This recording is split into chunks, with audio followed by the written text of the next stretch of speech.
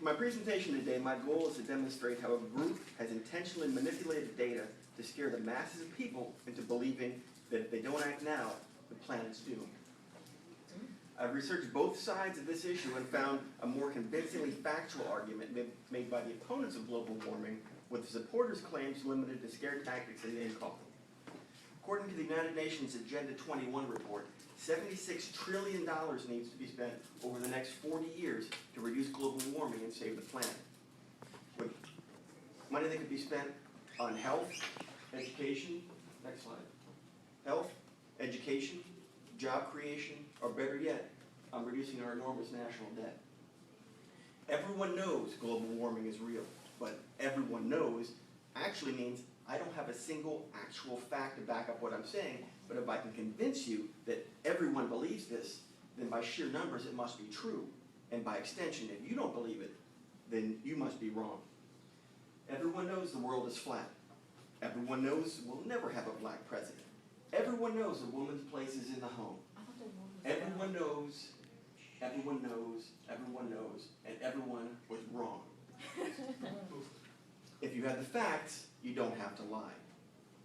Every year, hundreds of billions of dollars that could be spent on increasing our quality of life is instead funneled to various government organizations, which in turn produce the global warming reports that they are paid for, causing a forced need for action and then later scandal when they're disproved.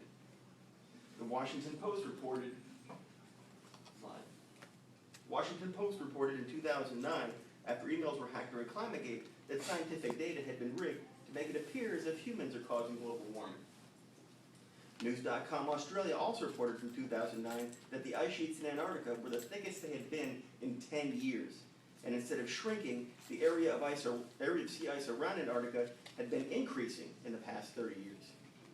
Another myth is that CO2 causes global warming. But as you can see from this chart from NOAA and the NCDC, as the amount of CO2 increases, there's no resulting increase in temperature.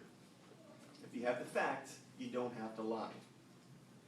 Global warming would imply that the Earth is warming, but global warming is supposed to be responsible for hotter summers, colder winters, floods, droughts, sea levels rising, sea levels falling, increased snowfall, decreased snowfall, and a host of other contradictory symptoms. If you boil water, it steadily gets hotter until it boils. It doesn't fluctuate between getting hotter and colder. The term global warming had become such an embarrassment that it was replaced with climate change, which has every type of weather as a symptom.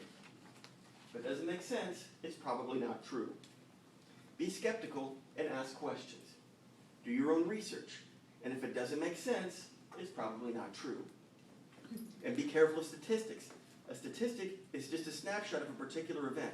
But if you Photoshop it to make it look the way you want instead of what actually happened, it's not a photo anymore, it's art. This is a famous host picture from 9/11. This one obviously is, and I don't know what the hell this is.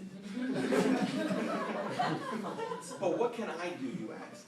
I'm just a college student, just a teenager, just a mom, just a dad. I'm nobody special. You may not have any connections or power or money, but you have one thing that every politician wants, your vote. Can one person make a difference?